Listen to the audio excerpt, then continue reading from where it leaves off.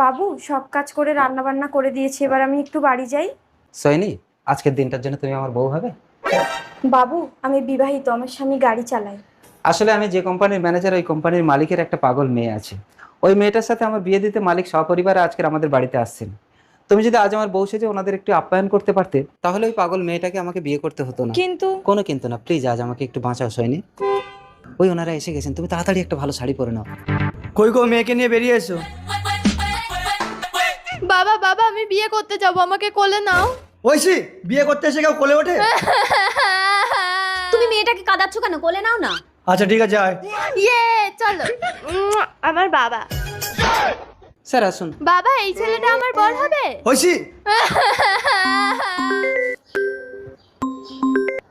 হ্যাঁ সৈনি, বলো। বলছি আজ একটু যেতে দেরি হবে, বাবুর বাড়ি কাজ আছে। আচ্ছা ঠিক আছে, আমি বাড়ি গিয়ে ভাত রান্না করে খেয়ে নেবো। ও বাবা আমি তোমাকে